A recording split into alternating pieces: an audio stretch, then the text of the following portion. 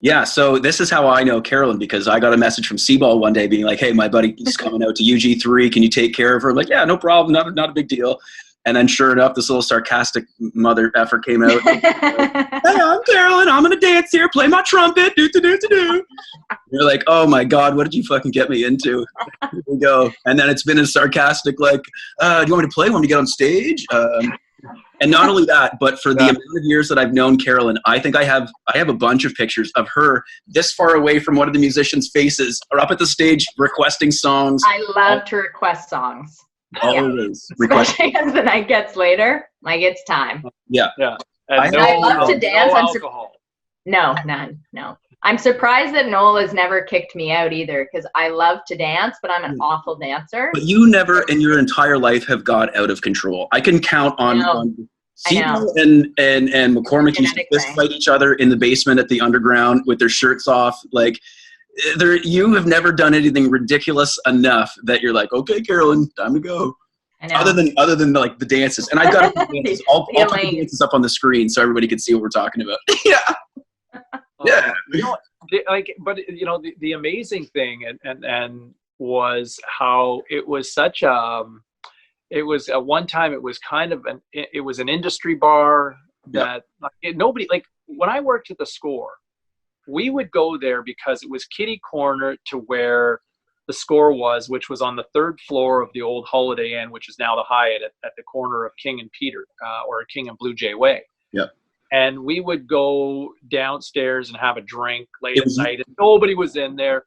And then slowly but surely, people would, then I think the Indian Motorcycle Club crowd kind of started filtering in, or Second City would kind of find their way in. And so it was a total late night.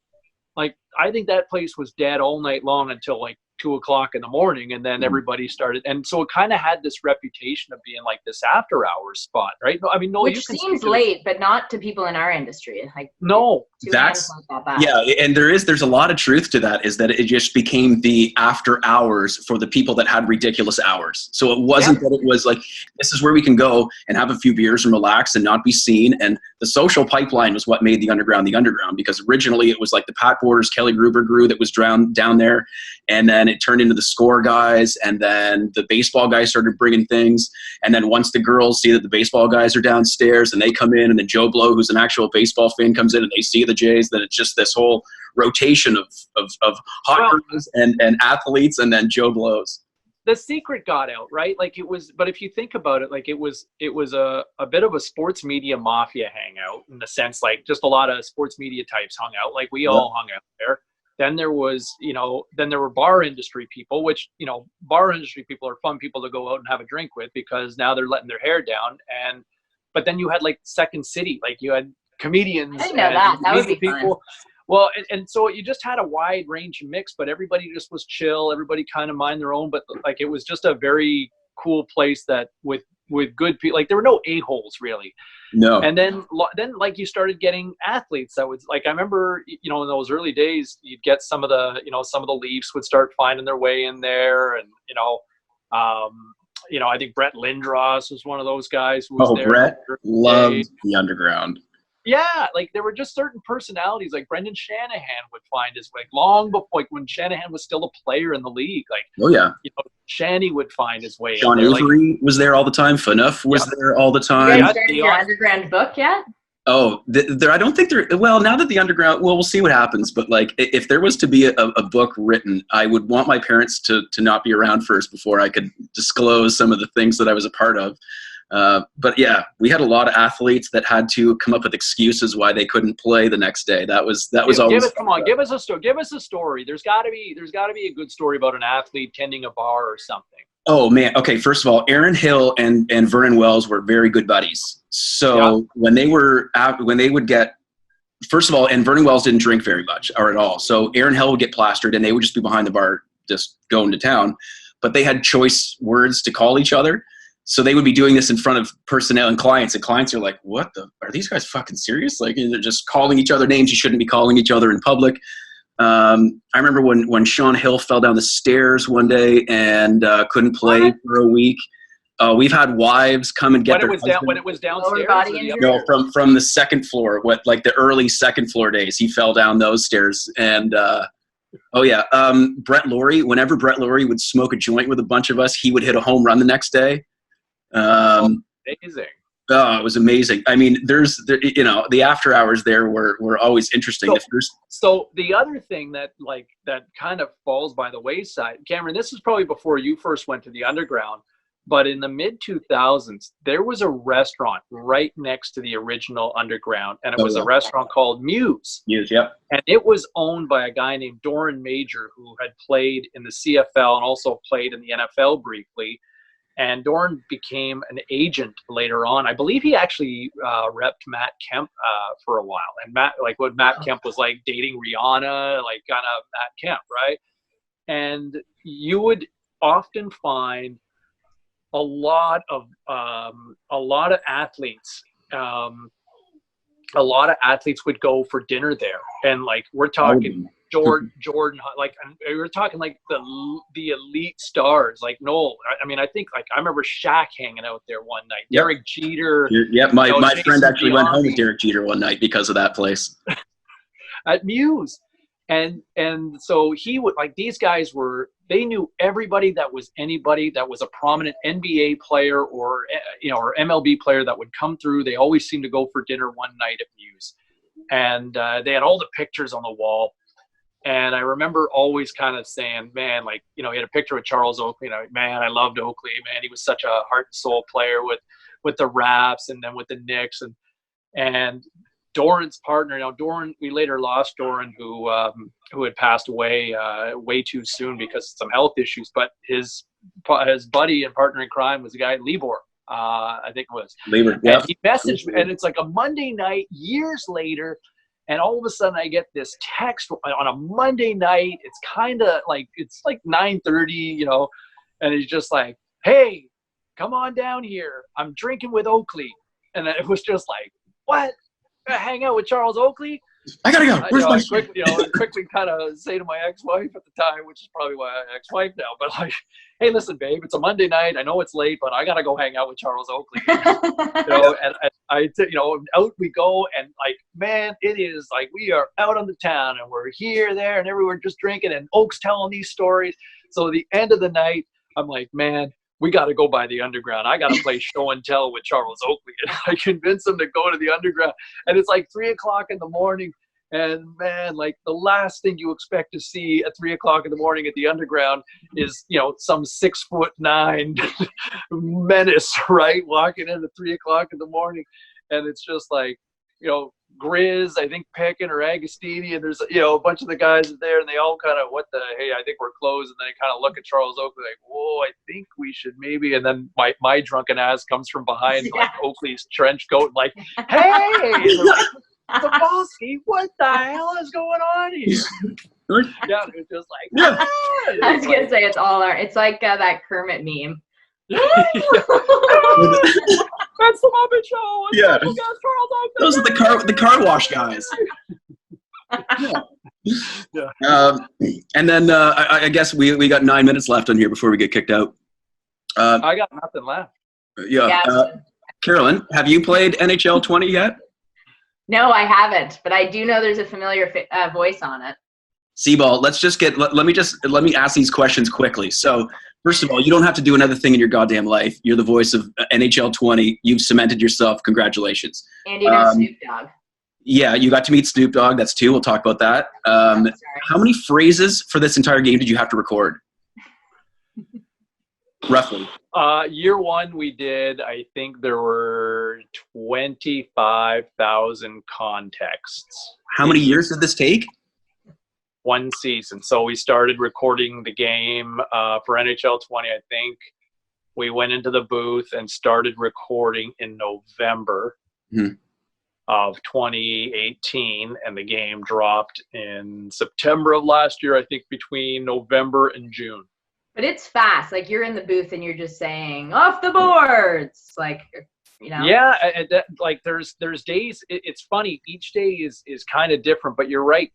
There's, and especially for that first year, there's a lot of real kind of your basic fundamental stuff. So, you know, it's 5 to 10 different contexts, exactly like CC was saying, right? It's, you know, passes the puck to the right side, over to the right wing, or moves it up. It's like that sort of high repetition sort of stuff that you're just not, that just kind of blends into a game, right? And nothing too out of the realm. You don't want to get too cute for certain stuff because it gets redundant, right? It's, you know, if it's like, you know, passes the puck with a side of fries and a little gravy on it, like that. You know, it's like, well, trust me, Football, you could have recorded 700,000 more of those things, and they still repeat. Your goddamn voice is just in my head over and over and over again. And the worst part is when you're losing in the game. So I just got destroyed the other day by buddy Luke, and just Seaball's in the background being like, "Blah, blah, blah." I'm like, just shut the fuck up, Seaball. Oh. Like everything got work. I played with some of the producers the other day, and we played 6-on-6 against, you know, some group of people online, and we got worked like 13-2 in the game. And then there's a certain point like, this is getting out of hand. You can tell one team came to play tonight, the other team didn't. It's like, you know what, Cybulski, shut the front door. Yeah, like, I don't like me. Yeah. I'm so glad that you know how to hate yourself. That's perfect. And then hanging out with Snoop Dogg, did he make you get super baked before you were doing all of your stuff? You know what the funny thing is? Cameron met Snoop Dogg before I did. Oh. I like how Seaball didn't answer the question, by the way. Deflecting. What special guy Snoop Dogg? Was there any like really just quick, cool Snoop Dogg story though? You know what? He was everything you would expect the D-O-double-G to be. Yeah. He's a massive sports fan, and real passionate, especially with basketball. Loves his Lakers, and it was right at the time. It's funny because we recorded 2 days in his studio in LA at the time of the NBA Finals. So it's Raptors, Warriors kind of. And so it was, we were both spitballing about where Kawhi goes. And he was all about, you know, get Kawhi to the Lakers, you know, screw the Clippers. And, you know, I wanted Kawhi staying, you know, with the Raps and just kind of talk. But what the cool thing was for me, we were talking at one point in the middle of a session, and we were talking about basketball. And I think Snoop's he's maybe 3 years older than me, 3-4 years older than I am. And I just at one point I was kind of saying, like, as a kid, I was a big Lakers fan. And I said, you know, I started watching basketball because of Kareem Abdul-Jabbar. And he just kind of looked over and went, really? And just kind of, he said, I got to show you something a little later on. And he, you know, the session ended, we moved on. He got up and left the studio, and you know, I figured the day was done, and that was that. We'll see you tomorrow. And he came back about 10 minutes later I was just waiting for the producers to kind of packing up, and we're getting ready to leave the studio and head back to the hotel for the day. And he comes back, and he had a little like jewelry box, like a ring box kind of thing. And he opened it up, and it was 2 of Kareem Abdul-Jabbar's All-Star rings. That and one was 70, I think one was 71 and one was 85. And both of them, you know, 71 was his birth year, was Snoop's birth year. And so that was an important one that he had. And 85 I think it was Kareem's last All-Star game. So, but you know, it was these 2 poignant rings that meant a lot in his mind. But he was a Kareem guy. So we kind of had that bond where we're both big Kareem Abdul-Jabbar fans from when we were kids. Yeah. He just took it one step further and, you know, wound up buying 2 of the guys All-Star rings. So. And didn't he wear a robe? Wasn't he wearing a robe? He did. He wore a bathrobe one day. Like, just, hey, you got to lead with that. That's the story. I saw him when I was interviewing Gretzky at this Joe Carter Golf Classic reception. So I was already kind of starstruck because I'd never met Wayne Gretzky. And I thought I was maybe blacking out or something, because then I just see Snoop Dogg walk behind him, and he was like waving to someone. I was thinking, what the heck's going on here? Wayne Gretzky and Snoop. He was not wearing a robe that day, though, before you asked. Not that day. No, but it's funny. Like this production studio, like, Noel, it was down in LA, and you go in and like this big part, you know, moving gate, electronic gate that you enter, and then you sign in at security once you're parked, and then once you're in, like, it is all snooped out, like, just, it's kind of like the black lighting, like if you went into a gentleman's club, if you will, that sort of lighting, and then it's all these pictures and fan art and just gold records and this and that, and just all these memories and pictures of him over the years. But there's a smoke hits you like, oh yeah, well, and it's funny because there's like a distinct odor throughout the facility that it's like, okay, this is clearly a 420 sort of place. And you walk through the building, and it's like there's a radio studio for the satellite radio show that's done out of there. There's a recording studio if for when he's recording an album. There's 2 or 3 green screen studios for video production, and all those studios had something going on. Like, man, it is a multimedia empire that he runs, and there's a reason why he has been so insanely successful. Like, that guy, I mean, as much as he kind of plays the hey, I'm just chilling, smoking weed and having a good time, like, that guy is a brilliant businessman. And the thing that really stood out was the moment he sat down, the first thing he said to the producers once he kind of hunkered down, he said, I am not above being told what to do. And so if you guys have something, like, if you guys have an idea, or if it helps me sound better, I'm all in. And that was pretty cool. Like, for somebody that big, that established, to say, like, Cameron, think about how many, like, Noel, you could think about how many bands that, prominent bands that you've dealt with. And Cameron, like, think about some of the talent that we worked with over the years. Like, man, people who are far less established than Snoop would be far more difficult to have, to take constructive criticism, where this guy was like, listen, if it helps make me better, then tell me. See, that would be a fun interview to talk about all the people that are all shit. That's a front door. Yeah. Well, it's an interesting interview. Tell me what to do. Okay, I'm not actually sure if this is going to keep recording. I don't know. It says we have less than a minute, and I have to upgrade. So before we go, Carolyn, I love your shirt. Is that J. Crew? And how upset is Mom?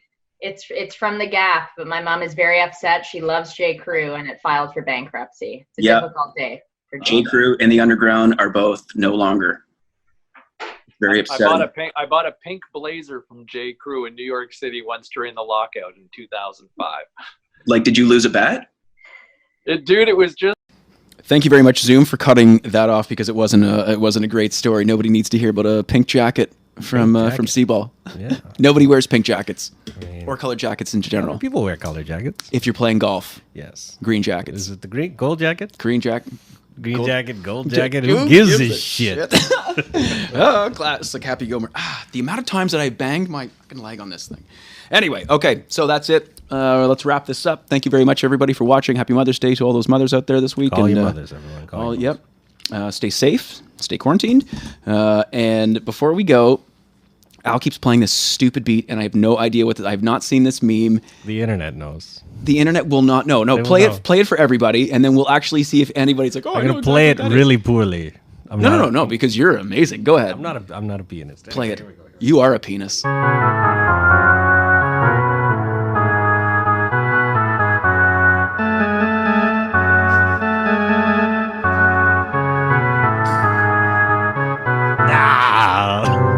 Anyway, you get the gist. Oh my god. You get the gist. I have no idea. That sounds to me like one of the Tetris songs, but maybe the internet will know. If anybody knows, just put it in the comments. The internet knows. Yeah, thanks, internet. Okay, that's it. Next week, we will be joined by Rob Pickin, owner and operator of the Underground Garage, and Danny Good, the owner and operator from the Hideout.